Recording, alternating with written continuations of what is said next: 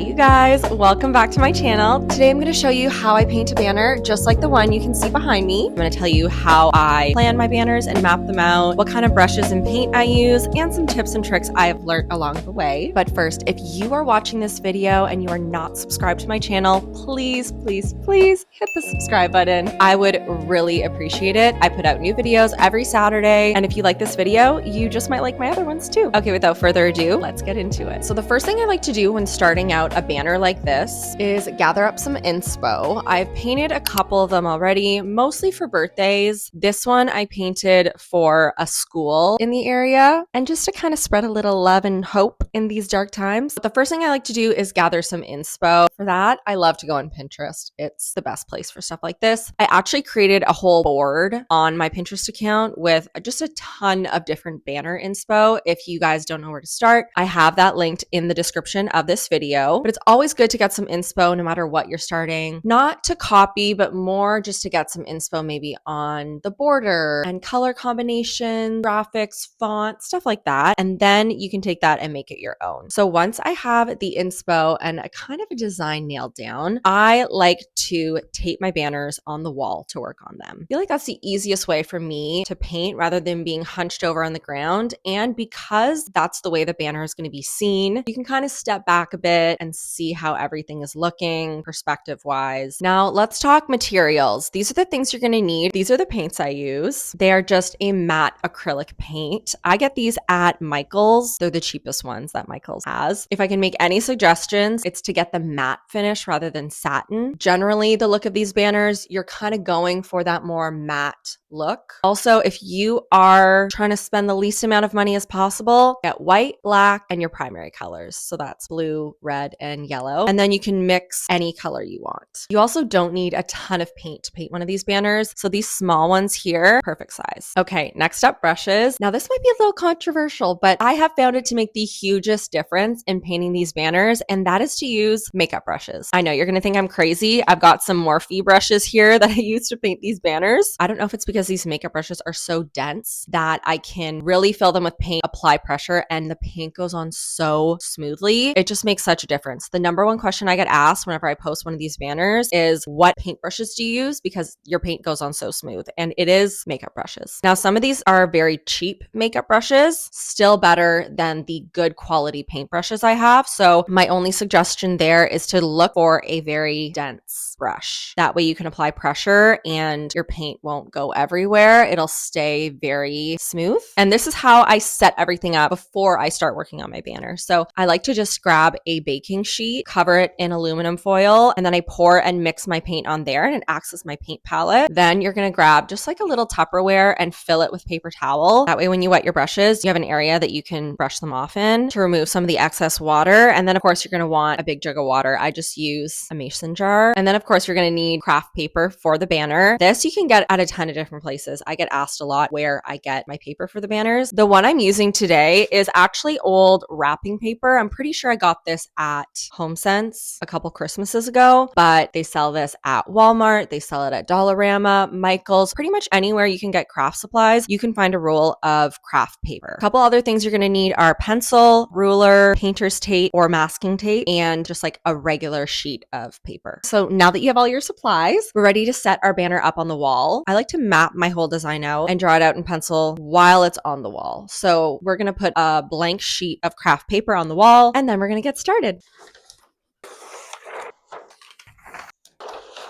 Now we have our banner taped to the wall, and this is where I like to map out my design. Today I'm making a banner for my mom's birthday. So this is kind of the inspo that I have pinned for this project. I want to do something girly and feminine, but I know I want to do a cute border around the edges too. So that's kind of always where I start mapping my design out. I love for everything to be nice and centered. I think that makes the biggest difference in having this look professional versus homemade. So we are going to be measuring out where I want my my border to be first. And this guy here, handy dandy grid ruler, if you don't have one of these and you're a crafty person, I would suggest getting one. I've had this since I studied interior design in like 2011, and we use this for drafting and interior design. Later, when I studied fashion design, I also used this for pattern making. Now I use it for quilting, also for banner making. It's so great because it allows you to mark a line and then all the lines on the ruler, you can layer on top of your lines. It's just such a handy tool. So I love to use this. Okay, we are gonna measure out 3 inches. I think we're gonna do 2 inches actually for this banner. So I'm just gonna use the edge of my ruler since it is 2 inches wide, and I'm gonna do just a faint line around the entire banner.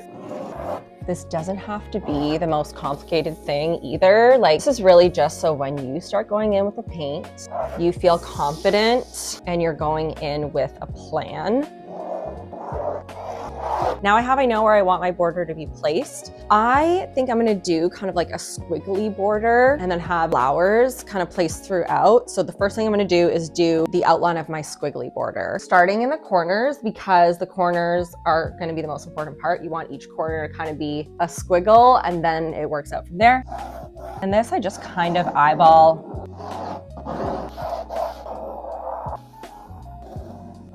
Sorry, this part is gonna be hard for you guys to see, but we have all of my squiggly lines. Sorry if that's a little hard to see even with the close-up. This step is really just planning out so lightly our design. So it's not something you're really gonna see once the paint is on. Now I'm gonna just add in where I want my flowers to be placed. And again, it's just so light. At this step, I am really not trying to draw flowers and make them look good. I just want to know for planning purposes where they're going. The next step, and this is crucial, it's marking where you want your lettering. So I'm gonna write Happy Birthday Mimi on my banner. My mom's grandma name is Mimi. So I very obviously want everything to be centered or to have some sort of order to it. So I'm gonna find the center of my banner. Okay. And I'm just drawing a line through the center. I think I am going to write happy birthday like this, and then my mom's name here. And then once I have that all painted in, if there's any other elements I want to add in, I have a bit of space to do that. So I'm marking out the general shape of the curve I want, and then I want to find the height of my letters. Because it's a longer amount of script, I think I'm going to make them 2 inches tall. The good thing about these rulers is that I can use the edge of the ruler and then the top of the ruler and just make sure that I'm marking like a 2-inch long guideline that goes in this shape. I also want to make sure that it starts and ends at the same spot. So I have my edges marked here where I want my text to begin and end. And then I'm going to mark how high I want it to be. Now, if you end up wanting to make the same design as me, you can for sure kind of measure along with me, paint along with me. Chances are you're probably going to be making something a little bit different. So take everything that I'm kind of showing you and apply it to your design. This is just to show you that there's a lot of planning and measuring before we actually start painting, and that makes a world of a difference. The hardest part I find is to make sure that your text is all centered, that it's all the same height, that one end doesn't end up looking squished because you're running out of room. By mapping out where our text is going and very clearly like writing it out, that is half the battle, honestly, of making a banner look good. Now that I have where I want it to begin and end, I'm just gonna mark the height of my letters. Okay, now I'm gonna mark out my happy birthday. I think I've also decided I'm gonna put little candles here, and then I'm gonna write my mom's name down here in like a very cute cursive. These I'm gonna make in just regular block letters. If there's anything that I'm not good at, it is cute handwriting. I don't know how these people get very cute cursive. I think a lot of people might actually have a projector and they project their design onto the banner. I do not have a projector. Now I'm gonna find out where I'm gonna put my mom's name. It's gonna be right here. Show you guys a close-up of what this looks like. Again, it's gonna be a little hard to see. The lines are so faint on purpose, but I like how this turned out. I think it's gonna be so cute. Now we get to do the fun part, which is paint. So we're just gonna get our colors all mixed up.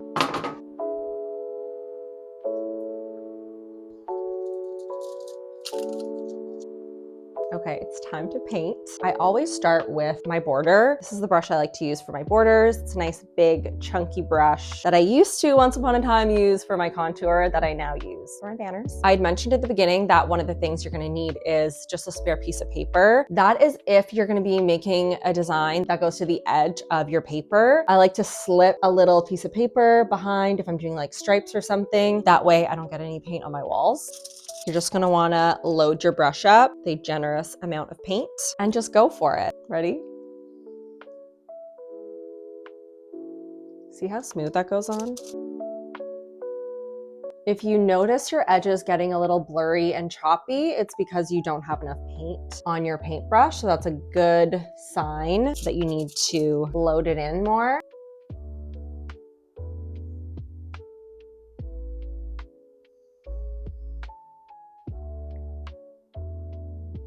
Okay, and this is why planning and mapping things out is so important, because there's no way we would have been able to get a perfect squiggle that matches that properly everywhere if we didn't do that before. It also allows you to be really smooth with your brush strokes because you're really just following a line.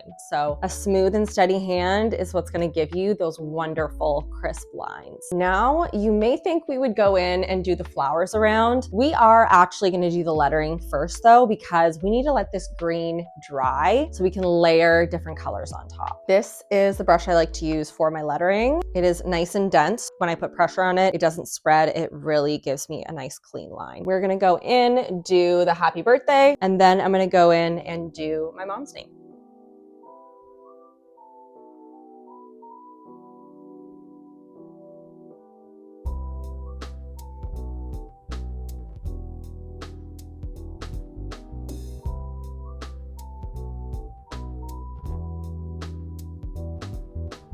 Okay, this is what our happy birthday looks like. Now we're gonna do my mom's name. And then it looks like the green is just about dry, so we can go in and add the flowers. I'm gonna just go over it fast. And then I'll go over it again to make it like better.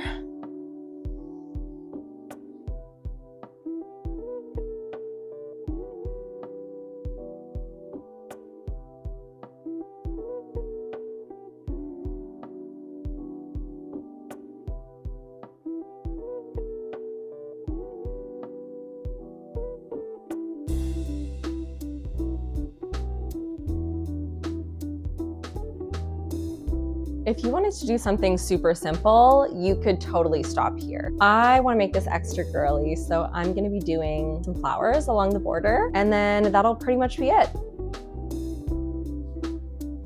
Okay, I'm about to run out of storage on my phone, so I'm gonna get into a bit of a flow state here, do all the flowers, and then I'll be back to show you guys how it turned out. Ta-da! Okay, and just like that, we are all done. I love how this banner turned out, you guys. A little bit of measuring, planning, and just taking your time goes a long way. I am not the best painter by any means, so if I can do this, you can do this. Trust me. The first one you make might feel a little intimidating, but with all my tips and tricks, you have got this in the bag. Okay, you guys, thank you so much for watching my video today. I hope my tips were helpful if you plan on painting your own banner for whatever you're celebrating. And if you like this video, please subscribe to my channel. I post new videos every Saturday. And if you are crafty like me and you like sewing, check out my Etsy store where I design and sell PDF sewing patterns. And follow me on all my other socials for a real-time update on all the projects I'm working on. Thank you for watching. Bye, guys.